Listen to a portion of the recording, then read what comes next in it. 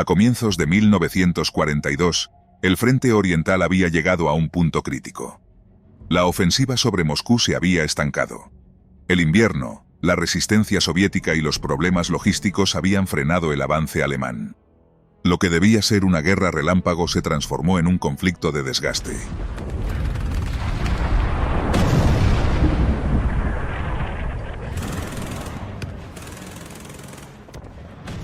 Hitler necesitaba un nuevo plan. Su estrategia, la Operación Azul. El objetivo era claro: asegurar los campos petroleros del Cáucaso y cortar el suministro energético del Ejército Rojo. Para ello, el grupo de ejércitos A avanzaría al sur, mientras el grupo de ejércitos B se dirigiría al Volga para proteger el flanco. Stalingrado, situada en la ruta, no era un objetivo prioritario, pero pronto se convertiría en el epicentro de la batalla. Al inicio de la ofensiva, el avance alemán fue arrollador. Las divisiones motorizadas cubrieron grandes distancias, superando a un enemigo aún en plena reorganización. La Luftwaffe arrasó fábricas y posiciones defensivas. Pero cada kilómetro recorrido debilitaba las líneas de suministro. Las tropas comenzaban a mostrar signos de agotamiento y el Ejército Rojo reforzaba la defensa. El Sexto Ejército, bajo el mando de Friedrich Paulus, cruzó el Don y se acercó a Stalingrado. Para Hitler, el desenlace de esta campaña determinaría el futuro de la guerra. El cielo sobre Stalingrado se oscureció. Desde la madrugada, oleadas de bombarderos alemanes, Junkers Ju-87 y Heinkel G-111 descargaron toneladas de explosivos sobre la ciudad. En pocas horas, 40.000 personas murieron. Refugios subterráneos colapsaron con quienes estaban dentro, mientras los incendios consumían barrios enteros. La Luftwaffe había reducido la ciudad a escombros. Las aguas del Volga, iluminadas por las llamas, parecían un río de fuego. Tras la devastación aérea, la infantería alemana avanzó, convencida de que la ciudad era un cementerio humeante. Pero entre las ruinas, los soviéticos resistían. Fábricas y edificios destruidos se convirtieron en fortalezas improvisadas. Cada sótano ocultaba francotiradores y cada pared derrumbada escondía un nido de ametralladoras. El combate ya no tenía líneas definidas. Los tanques alemanes diseñados para el movimiento rápido quedaron atrapados en una maraña de escombros. El avance mecanizado se volvió una desventaja. La lucha se redujo a combates cuerpo a cuerpo en pasillos estrechos y edificios destruidos. El Sexto Ejército no se enfrentaba a una batalla convencional. Había comenzado la confrontación denominada como Guerra de las Ratas. Sin posibilidad de repliegue, cada hombre debía luchar hasta el final. Las líneas de suministro se alargaban y el desgaste comenzaba a notarse. Mientras tanto, el Ejército Rojo reforzaba sus defensas y endurecía la resistencia. La Luftwaffe, sin blancos claros, bombardeaba sin distinguir entre aliados y enemigos. La batalla por Stalingrado apenas comenzaba. Las fuerzas soviéticas resistían en medio de una ciudad devastada. El 62º Ejército estaba al límite. Las unidades estaban fragmentadas y las líneas defensivas se desmoronaban. La artillería alemana golpeaba sin descanso y los refuerzos tardaban en llegar.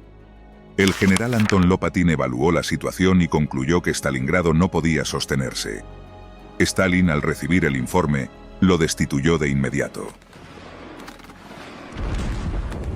En su lugar, asumió el mando Vasily Chuikov en septiembre. Su estrategia no se basaba en una defensa estática, sino en convertir Stalingrado en un entorno donde la superioridad alemana quedara anulada. Ordenó llevar el combate a distancias cortas, eliminando la ventaja de la artillería y la Luftwaffe. Las ruinas de fábricas, los pasajes subterráneos y los refugios improvisados se transformaron en fortificaciones.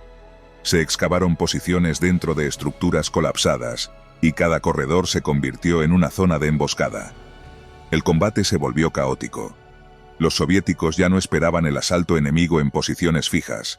Atacaban y desaparecían entre los escombros. Chuikov creó rutas ocultas entre edificios y desplegó francotiradores en puntos clave. Los zapadores minaron accesos estratégicos, obligando a los alemanes a pagar un alto precio por cada metro avanzado.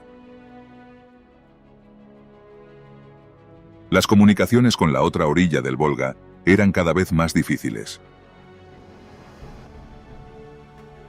A finales de septiembre de 1942, la situación en Stalingrado era insostenible.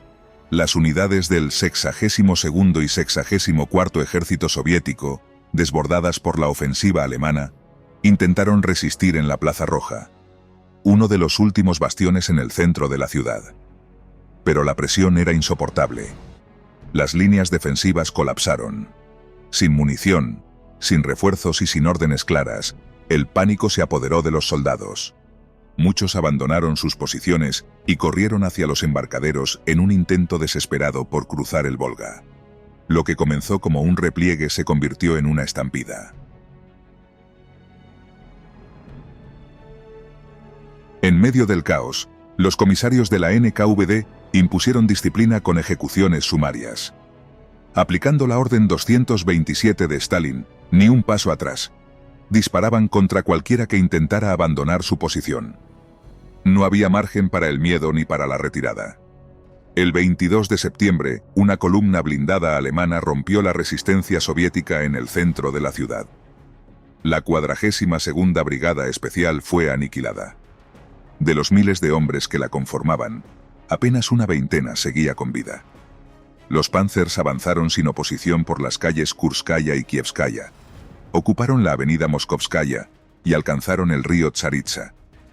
Allí, destruyeron el transbordador que conectaba con la orilla oriental, dejando a los defensores sin una vía de escape. El enemigo estaba a menos de 100 metros del Volga. Stalingrado estaba al borde del colapso. Los alemanes controlaban casi toda la ciudad, reduciendo la resistencia soviética a una estrecha franja de tierra entre los escombros y el río. Cada día, la artillería alemana castigaba sin descanso las últimas posiciones soviéticas, mientras la Luftwaffe hostigaba cualquier intento de cruce. El Volga se había convertido en un corredor de muerte. Al otro lado del río, el panorama era igual de desolador. Los embarcaderos estaban abarrotados de heridos, soldados desorientados y civiles desesperados por escapar. La mayoría nunca lo lograría. Los puestos de mando soviéticos fueron trasladados a la isla de Golodny, pero el acceso era casi imposible. Las barcazas partían sobrecargadas y apenas lograban avanzar antes de ser alcanzadas por el fuego enemigo. A pesar de todo, los combatientes soviéticos que aún resistían en la orilla occidental no cedieron. Durante días, rechazaron hasta 7 asaltos alemanes, atrincherándose en las ruinas y combatiendo con lo poco que tenían. La artillería alemana y los lanzacohetes Nebelwerfer golpeaban sin cesar sus posiciones. El fuego iluminaba la ciudad. El río, teñido de rojo, seguía arrastrando cuerpos corriente abajo. El Volga se había convertido en una trampa mortal. Bajo la luz tenue del amanecer, cuerpos flotaban a la deriva entre los restos de embarcaciones destrozadas. En la orilla oriental, 10.000 soldados de la 13ª División de Guardias aguardaban en silencio. Sabían lo que les esperaba. Debían cruzar el río bajo fuego alemán y reforzar las últimas posiciones soviéticas en Stalingrado. No había alternativa. Si la ciudad caía, el Volga sería la última línea de defensa. Las barcazas, gabarras y botes de pesca zarparon en la penumbra. Apenas se habían alejado de la orilla, cuando el cielo se iluminó con ataques nazis. La artillería alemana desató un diluvio de proyectiles. Las explosiones levantaban columnas de agua y fuego. El cruce se convirtió en una masacre. Cañones, morteros y ametralladoras barrieron las embarcaciones. Algunas se hundieron al instante, otras quedaron a la deriva, envueltas en llamas. Un impacto directo voló una cañonera, matando a una veintena de tripulantes.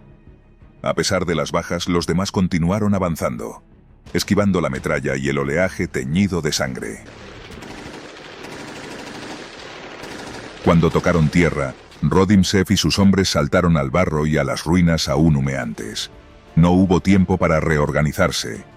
El enemigo estaba frente a ellos, disparando desde posiciones fortificadas. Sin esperar órdenes, cargaron al asalto, obligando a los alemanes a retroceder un centenar de metros. Los combates eran cuerpo a cuerpo. Granadas, bayonetas y disparos a quemarropa definían cada enfrentamiento. Los alemanes se refugiaron tras una estación y las fábricas destruidas. Las balas rebotaban en los ladrillos. Cada metro se ganaba con sangre. En 24 horas, la 13ª División quedó prácticamente aniquilada. De los 10.000 hombres que cruzaron el Volga, más de 7.000 murieron. Apenas 3.000 seguían en pie. Pero no hubo descanso. Para los que sobrevivieron, la batalla de Stalingrado no había hecho más que comenzar.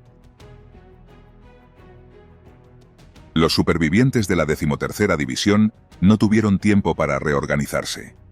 Apenas habían pisado tierra cuando llegó la orden de avanzar hacia Mamayev-Kurgan, una colina estratégica que dominaba Stalingrado y el Volga.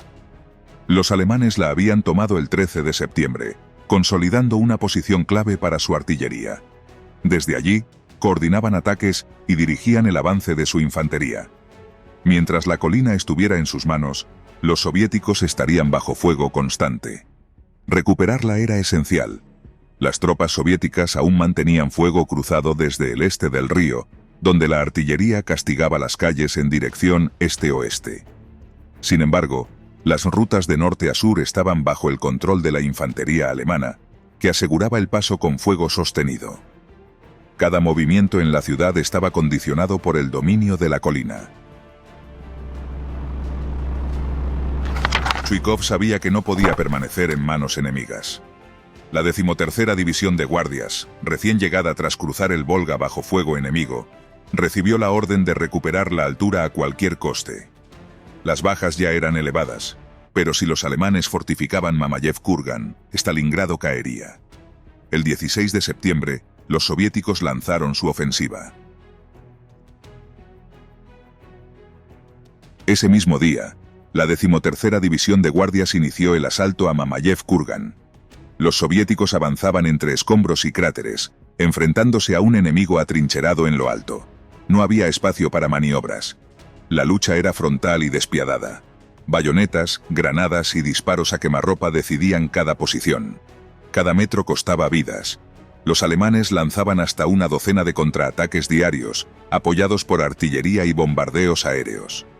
Los soviéticos respondían con asaltos nocturnos, infiltrándose entre trincheras cubiertas de cadáveres. El fuego de ametralladoras y morteros convirtió la colina en un barrizal de sangre y metralla. El 24 de septiembre, tras varios intentos desesperados, los soviéticos lograron tomar la cima, pero el control fue efímero. 3 días después, los alemanes retomaron la posición, obligando a los defensores a atrincherarse en las laderas. Los cráteres de los bombardeos se convirtieron en refugios improvisados, donde resistían bajo fuego incesante. Con la llegada de la división de fusileros número 284, las líneas soviéticas se estabilizaron.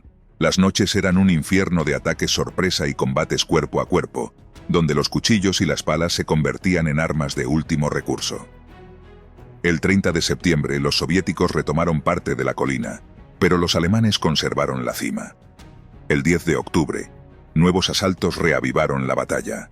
Mamayev-Kurgan seguía cambiando de manos. Las explosiones no cesaban. El suelo estaba cubierto de cráteres y metralla. A comienzos de octubre de 1942, los alemanes controlaban casi toda la ciudad. Las estaciones de tren, el distrito financiero y gran parte de las fábricas Barricadi y de tractores estaban en sus manos. Sin embargo, los soviéticos seguían resistiendo. Los combates más intensos se concentraban en las zonas industriales. La fábrica de tractores y la metalistería Octubre Rojo se convirtieron en fortalezas. Túneles subterráneos conectaban posiciones soviéticas, permitiendo a los defensores reaparecer tras las líneas nazis y lanzar contraataques inesperados. Desde edificios semiderruidos, nidos de ametralladoras barrían las calles, deteniendo el avance alemán sin apoyo blindado.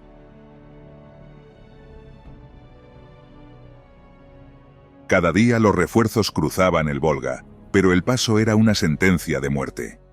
La Luftwaffe y la artillería alemana atacaban sin descanso. Muchos soldados morían antes de pisar tierra. Aún así, la orden era clara: Stalingrado no debía caer.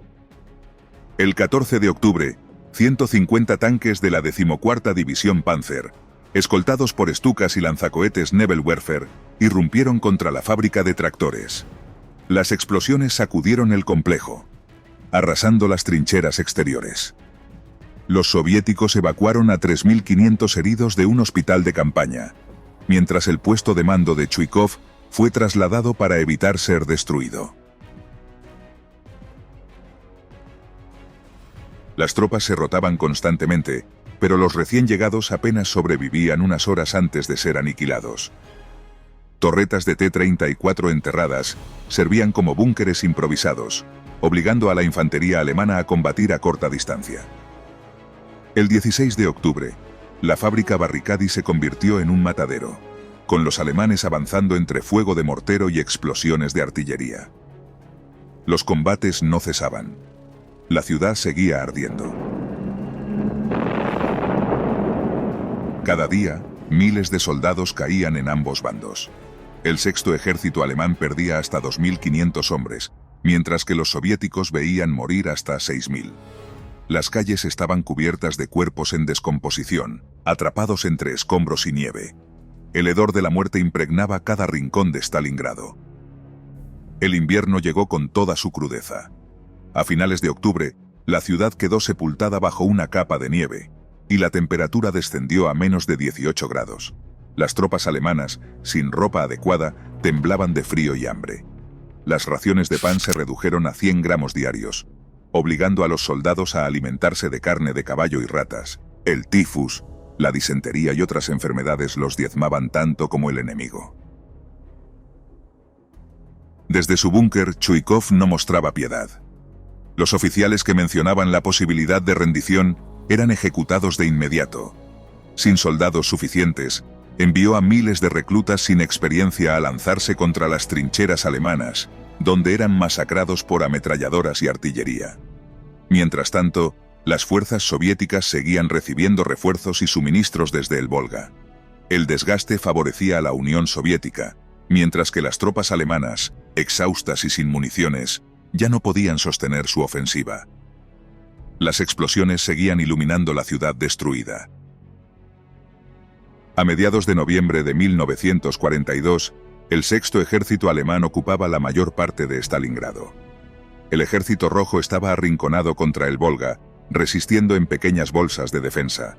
Sin embargo, la calma era una ilusión. Los soviéticos preparaban un golpe devastador. El 19 de noviembre, a las 7:20 de la mañana, el ejército rojo lanzó la Operación Urano. Más de 1 millón de soldados soviéticos, 800 tanques y 13.000 piezas de artillería iniciaron el ataque. Lanzacohetes Katyusha y morteros pesados martillearon las posiciones rumanas, destruyendo trincheras y centros de comunicación. Las tropas rumanas, aliadas del eje, y encargadas de proteger los flancos alemanes, estaban mal equipadas y sin apoyo suficiente, convirtiéndose en el punto más vulnerable de la línea.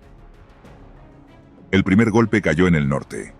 El tercer ejército rumano, sin defensas antitanque modernas, fue aplastado por el avance del quinto ejército de tanques soviético y los ejércitos 21º y 65º. Las posiciones del eje colapsaron en pocas horas, dejando a los rumanos en retirada y a los alemanes sin apoyo en sus costados. Al día siguiente, la ofensiva se extendió al sur. El 51º y el 57º ejército soviético, liderados por los cuerpos mecanizados 13º y 4º, rompieron el frente del cuarto ejército rumano en Beketovka. Los defensores del eje, superados en número y sin apoyo blindado, se desmoronaron rápidamente, abriendo una brecha crítica en el cerco. El 22 de noviembre, ambas fuerzas soviéticas se encontraron en Kalach del Don, cerrando la trampa.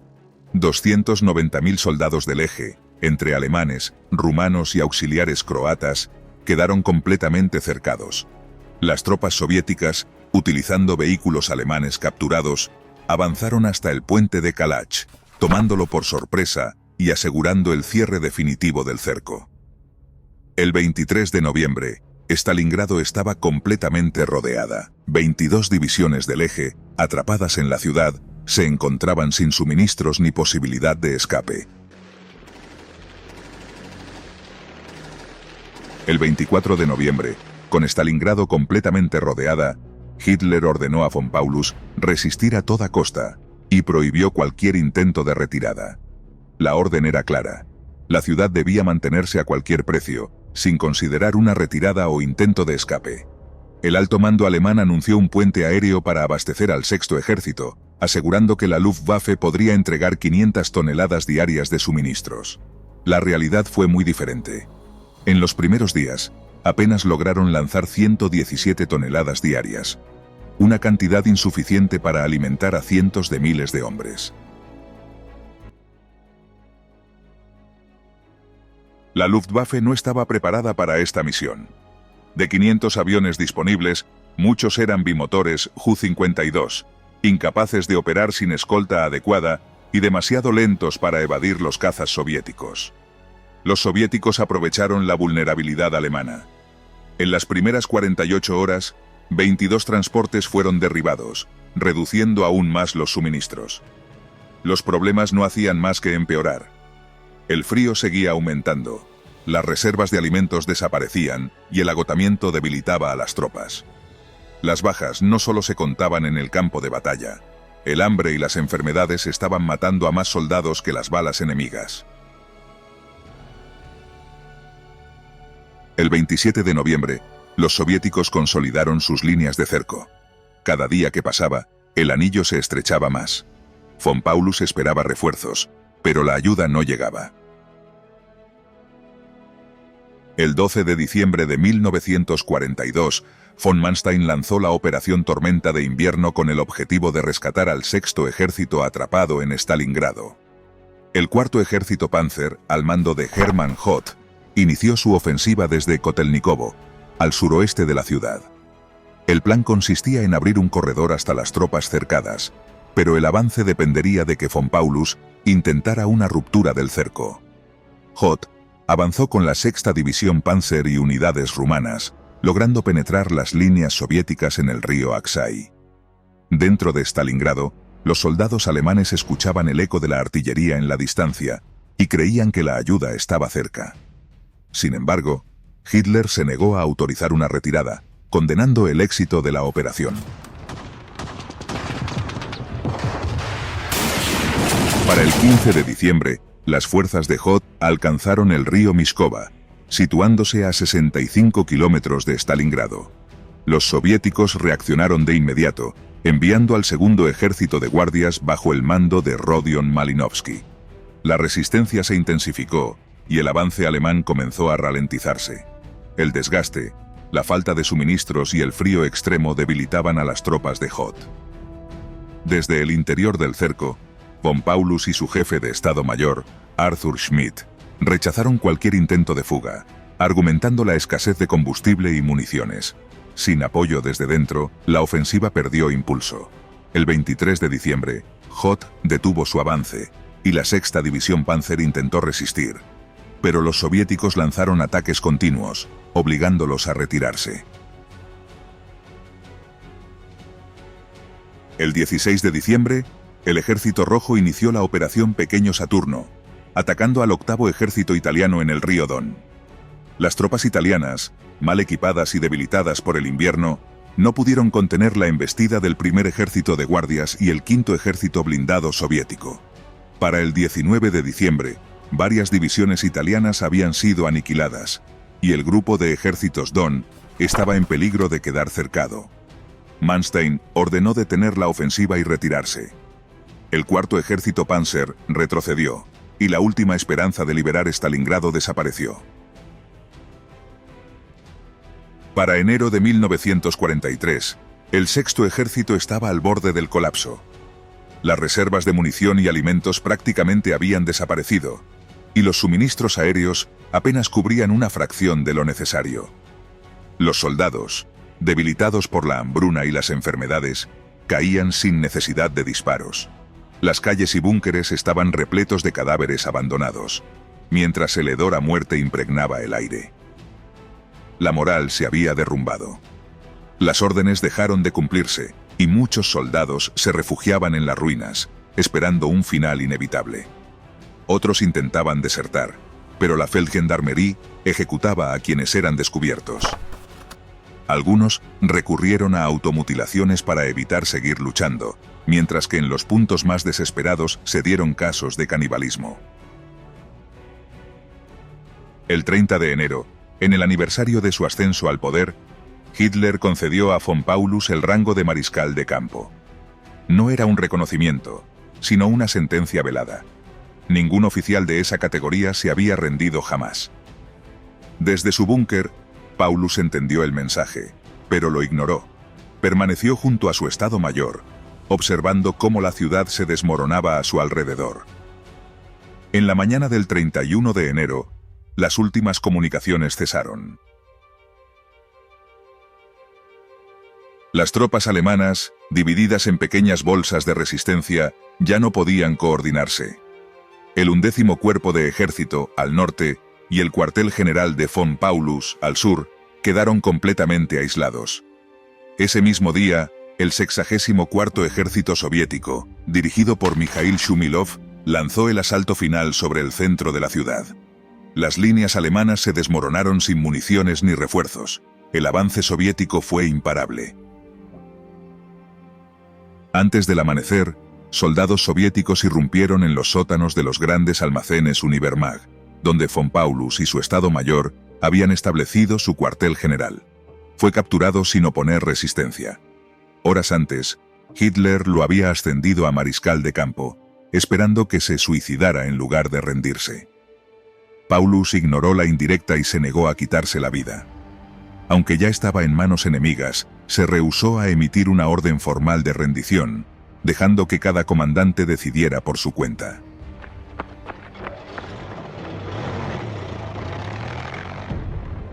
Mientras tanto, al norte de la ciudad, las fuerzas del general Karl Strecker continuaban luchando, aunque sabían que todo estaba perdido.